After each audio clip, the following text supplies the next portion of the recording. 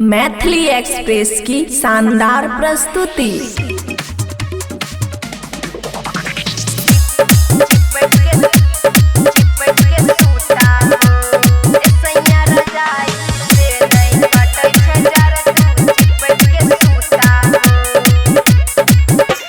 सैया रजाई से नहीं कटे छे जर तू चिपक के सूता हो।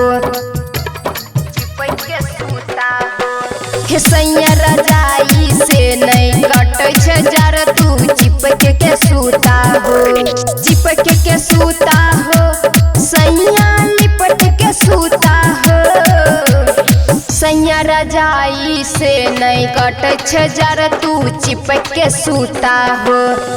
सैया रजाई से नहीं कटे छे जर तू चिपक के सूता हो।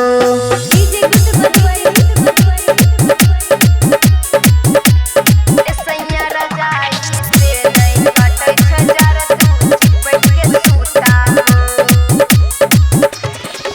जार से थर थर कांप दहिया देने तू गरमाई। काम न कोनो करे तोहर रसून तेल लगाई।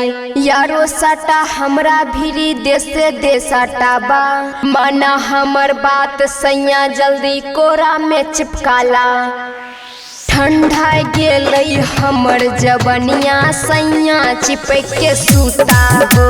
ठंडा गेलई हमर जवनिया सैया चिपक के सूता हो।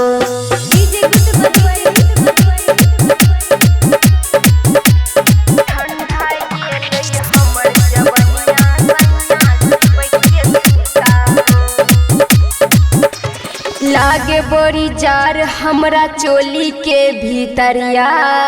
छान कोनो काम के तोहर चादर रजैया।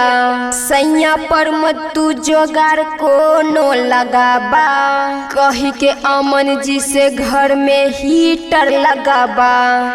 दूरे रहा नहीं तू पलंग पर सट के सूता हो।